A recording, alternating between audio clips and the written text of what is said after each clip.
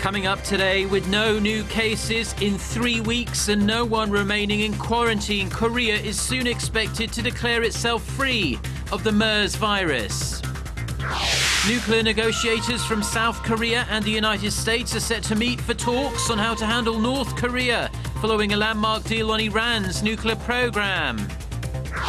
Plus, South Korea marks the 62nd anniversary of the signing of the armistice that ended the Korean War. We'll have some special reports. Stay tuned for these stories and more.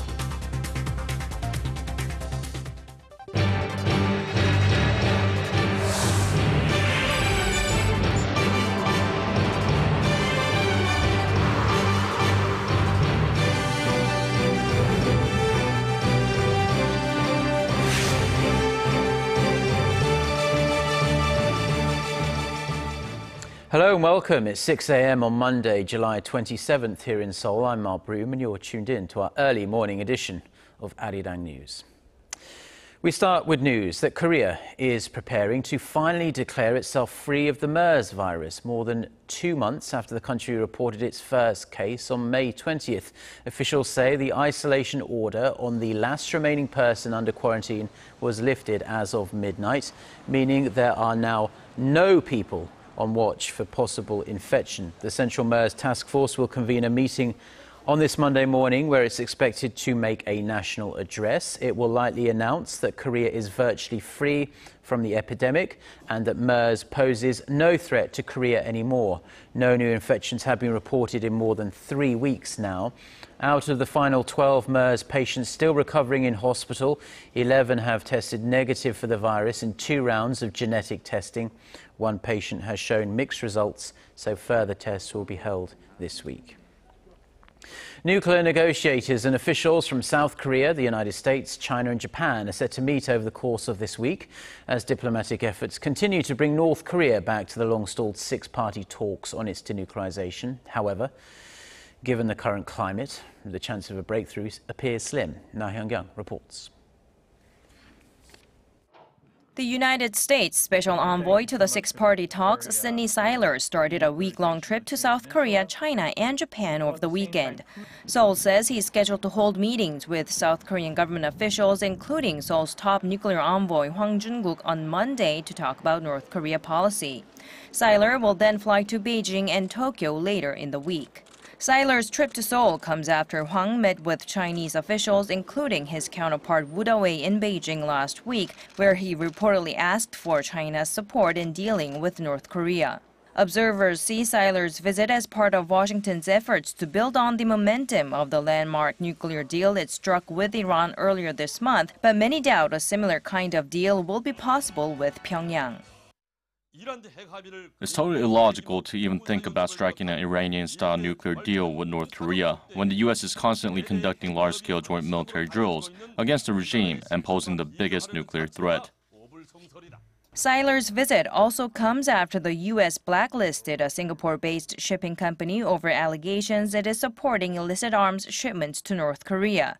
The U.S. Treasury has frozen the company's assets in the U.S. The firm has denied the allegations. With Washington trying to spur efforts to resume the 6-party talks aimed at denuclearizing North Korea, the question now is whether the related officials will make meaningful progress in the coming week. Na Hyun-kyung, Arirang News. North Korea appears to have significantly powered down or even completely shut off its main plutonium-producing nuclear reactor for maintenance work, while operations might be sporadic at that part of the Yongbyon facility.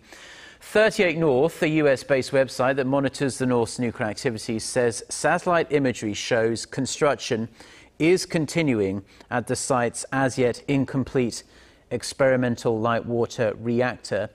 The imagery, part of which you're seeing there, appears to show the yard is complete, but all the equipment is probably not yet installed. Now, once finished, North Korea will be another step closer to the initial operation of that reactor. The website also says work is continuing at a rapid pace at the uranium enrichment complex. Today, July 27th, 2015, marks the 62nd anniversary of the Korean War armistice. The South Korean government has long commemorated the occasion, but since 2013, it has also used the day to honour veterans from the 21 UN member states that supported South Korea during that conflict. Our Park Ji-won tells us more about the day and its history. The more than 3 years of bloodshed that began with the communist Northwest invasion of the democratic South on June 25, 1950, officially ended with the signing of the Korean War Armistice Agreement on July 27, 1953. It was one of the longest ceasefire negotiations in history, involving 158 meetings over a span of 2 years and 17 days between the U.S.-led UN Command and the North Korean-Chinese coalition. The first round of negotiations was held in Kaesong in July 1951, but the talks were later moved to Panmunjom, near the present-day border between the two Koreas. By then, the war had already fallen into a bloody stalemate, with a growing number of casualties on both sides after Chinese Communist forces backing the North Koreans conducted a massive offensive against the South Korean army, backed by the US and 15 other UN member states, including the UK and Canada. Agreement on the armistice was finally reached when both sides accepted the terms for a system of voluntary repatriation for prisoners of war, and when South Korean President Lee Seung-man, who was against the armistice, finally accepted it, though only after receiving a promise from the U.S. for a mutual security treaty and a major aid deal for the South. With the signing in July 1953, all military actions were immediately halted, ending the war that had killed and wounded roughly 3 million civilians and soldiers on all sides. The armistice created the Demilitarized Zone, a 4-kilometer wide buffer zone that is now the de facto border between the two Koreas. It's not much different from the 38th parallel, which divided the two Koreas before the war. But now, 62 years after the signing, the main goal of the Korean Armistice Agreement still has not yet been achieved. The preamble states that the purpose of the agreement is to ensure a complete cessation of hostilities until a final peaceful settlement is achieved. But that final peace treaty has not yet materialized, leaving the important task still to be done. Park Ji-won, Arirang News. So as we just heard, 62 years ago today, the two Koreas signed that armistice treaty ending the 1950 to 1953 Korean War. And to mark the occasion, our Hwang Sang-hee sat down with US Congressman Charles Rangel, a Korean War veteran himself, for his views on the war and his hopes for the two Koreas going forward. So, Congressman, how do you remember the Korean War? I try not to remember the Korean War. I was 65 years ago, and it was a nightmare. I try not ever to think about the tens of thousands of Koreans, Americans, and people from over 20 countries being killed. But if you talk about stopping communism and the Republic of Korea blossoming to become an anchor of democracy in that area, then I wish the war wasn't necessary. But there's no question that God has been good to Korea in the recovery. You've been honored as a war hero. How has your participation in the Korean War changed you? Having the type of casualties that we had, you wonder, why did we survive with all of the wounded and the deaths that took place? So there's a sense of guilt, because the heroes are the people that gave their lives. Their families have changed, and they're not here to see the results of that war. I can never think of a more gracious people than the South Koreans, because wherever I go, there's flowers, there's medals, there's recognition, and I really accept it for those who lost their lives. As a man who fought in the Korean War, how do you assess the current situation of the divided Koreas? how that imaginary line, that 38th parallel, can divide cultures and people with the same blood. I didn't volunteer to say, take me to Korea, I want to get involved in a war. But I did get involved. And I have an investment in Korea, not by choice.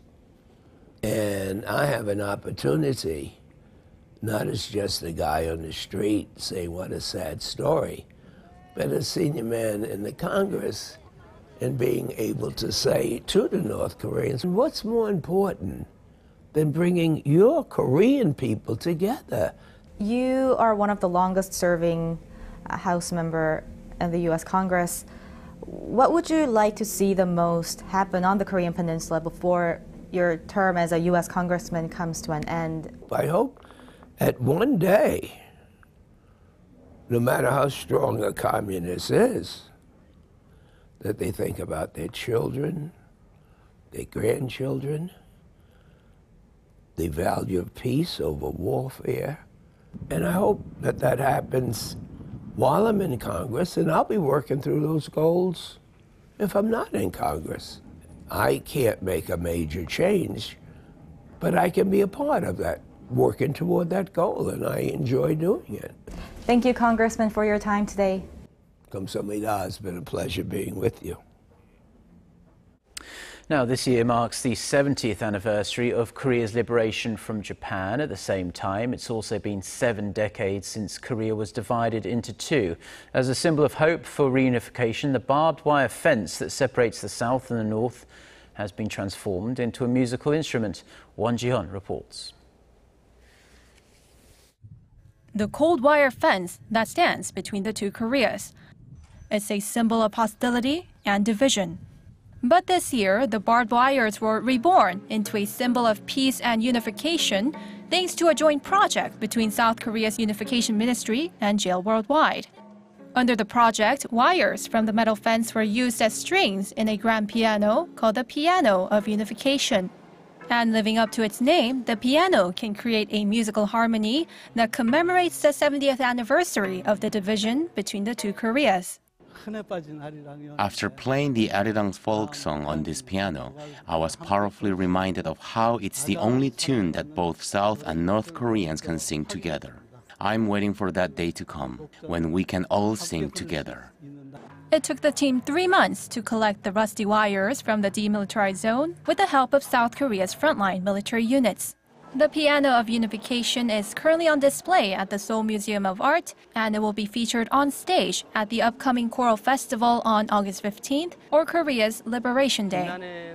If people can sing along the tunes created by barbed wires that symbolize division, I think we can be a bit more optimistic about reunifying the two Koreas. Won Ji-hyun, Arirang News. Japan's upper house of parliament is set to start deliberations on a set of contentious national security bills that seek to expand the role of Japan's military overseas. A plenary session is scheduled to begin on Monday afternoon. A fierce debate is expected between the ruling Liberal Democratic Party, which plans to pass the bills in the current session of parliament, and opposition parties who are strongly against the move. During the session, Japan's defense minister Gen Nakatani will explain the bills in detail. That will be followed by a question and answer session with Prime Minister Shinzo Abe in attendance. At least 15 people have been killed in a car bombing at the gate of a hotel in the Somali capital of Mogadishu. The Somali militant Islamist group Al-Shabaab has taken responsibility for the suicide attack on the Jazeera Palace Hotel, which also injured more than 20 others, many seriously. Local police say the car rammed the gates of the hotel before exploding. Now, this hotel houses the diplomatic missions for several nations, including China. The militant group claims the attack was in response to attacks and helicopter bombing against Al-Shabaab by African Union forces and the Somali government. The number of unemployed people in their 20s has hit a record high in Korea. Young people are struggling to find stable jobs, so many turn to part-time or temporary work, only to find themselves unemployed again after just a few years. Kim Min-ji reports. 410,000. That was the number of unemployed people in their 20s in Korea during the first half of this year. It's the highest figure since relevant data began to be compiled in 2000. The figure stood at around 330,000 after the global financial crisis and then declined slightly in 2013. But overall, the number has been going up. Experts point to a slow economy as the main reason for the upward trend. But they also say employment conditions last year were quite favorable, and in fact the number of newly employed people rose by over 530,000 from a year ago, the highest jump in 12 years. Of that, 56,000 were in their 20s. Now, while that may not sound like bad news, among the 20-somethings that had found jobs, most of them were in temporary or part-time positions. Simply put, that means it will only be a matter of time before the same people have to go looking for jobs again. As of May, more than a third of people in the 15 to 29 age bracket who had jobs were working either in part-time or temporary positions. 1 in 5 also find similar kinds of jobs as soon as they're out of college. In order to reverse the trend, the government plans to lay out measures for tackling youth unemployment in the coming week. Kim Min-ji, Arirang News.